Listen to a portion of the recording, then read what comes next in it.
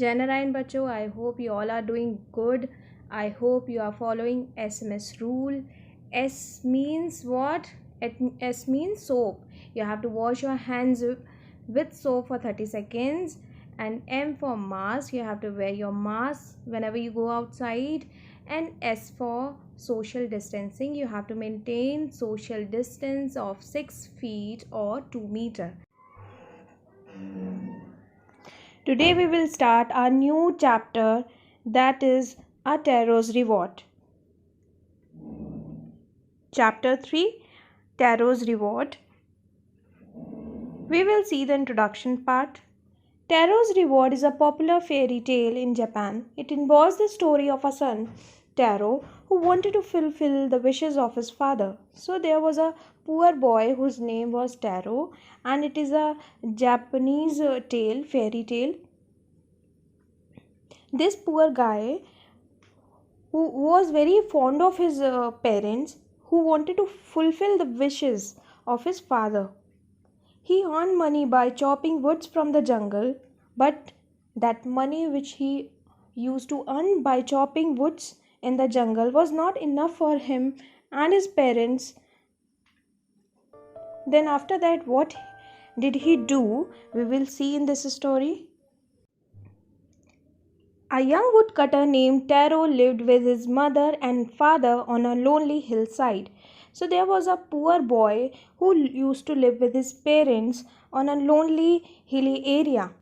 All day long he chopped wood in the forest. This made him sad because he was a thoughtful son and wanted to give his old parents everything they needed. So he used to chop woods in the forest, but whatever he earned from by chopping woods in the forest, that wasn't enough for him and his parents, and he wanted to do something for his old parents. Evening, when Taro and his parents were sitting in a corner of their hut, what happened?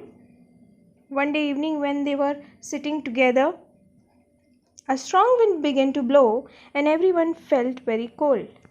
And there was a strong wind started blowing, and what happened? Everyone started feeling so cold. Suddenly Taro's father said, "I wish I had a cup of sake. It would warm me and do my old heart good." Taro's father felt the need of a cup of sake. It was a drink in Japan.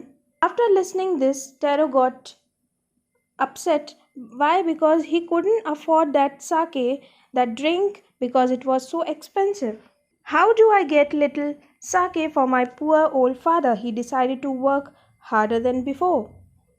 So he asked himself that how could he earn more than ever, and then he decided to work harder than before. He decided to get up early in the morning than before and made his way to the forest. He chopped and cut as the sun climbed, and soon he was so warm that he had to take off his jacket. His mouth was dry and his face was wet with sweat. My poor old father, he thought, if only he was as warm as. After chopping, his mouth was dry and his face was very wet with sweat. He was warm and he started thinking that he wished his father could warm as he was. Taro stopped chopping. What was that sound he heard? And while chopping, he heard a sound in that forest, and he started thinking that what was that sound. Taro could not remember ever seeing or hearing a rushing stream in that part of the forest. He was thirsty. He didn't hear such sound ever before. And when he heard that sound, he started running in that direction. There he saw a waterfall and trying to having that water in his hands. Was it water or was it sake? He tasted it again and again, and always it was the delicious sake instead of cold water. For him, it was tasted like sake. Taro quickly filled the pitcher he had with him and hurried home. He filled the pitcher with that sake. Pitcher means a pot in which you can fill liquid. And after having that sake, Taro's father started dancing. That afternoon, a neighbor came and Taro's father offered her a cup of the sake. The lady drank it greedily and thanked the old man. That evening, there was a long procession of visitors to the woodcutter's house. And then, when everyone in the village came to know about it, they started collecting in front of Taro's house. There was a queue of neighbor. There was a queue of people of the village. Each man heard the story of the waterfall and took a sip of the sake. Taros offered everyone that sake and the pitcher got empty. Empty means vacant. Next morning, Taro started for work even earlier than the morning before. He carried with him the largest pitcher he owned, for he intended first of all to go to the waterfall. He wanted to fill more sake for his parents, so he went there earlier than before. When he reached there, what he saw his neighbors already reached there to get their sake. They were carrying pitchers, jars, buckets to fill that sake. Then one villager tasted that and he held his mouth under that waterfall to drink.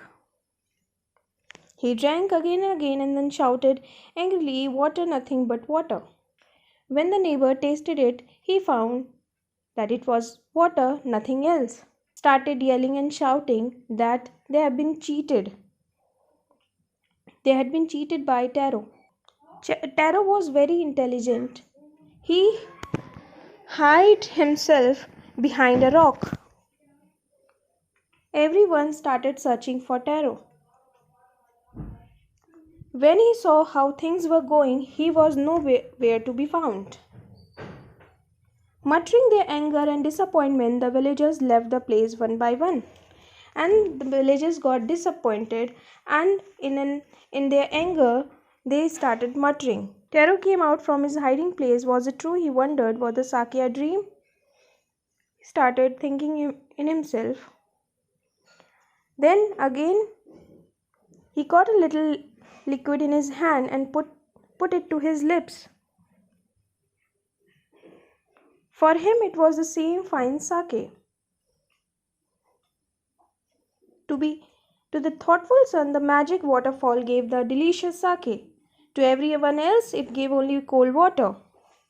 And when the story of Taro and his magic waterfall reached the Emperor of Japan, he sent for the young woodcutter and rewarded him with 20 pieces. He summoned Taro. He called that Taro and rewarded him and gave him prize of 20 pieces of gold for having been so good and kind. Then he named the most beautiful fountain in the city after Taro. This said the emperor was to encourage all children to honor and obey their parents. That's how emperor encouraged all children to honor and obey their parents. The moral of the story is to God help those who help themselves. We should always love our parents. We should give them respect and love. And we should always help ourselves. God help those who help themselves. If every time we depend on our fate, we will not be able to do anything. We should work hard. We should be kind. And once we discover anything, we should spread it for the progress or for the wellness of others. We should not hide it from the society. Thank you for the day. Jai Narayan.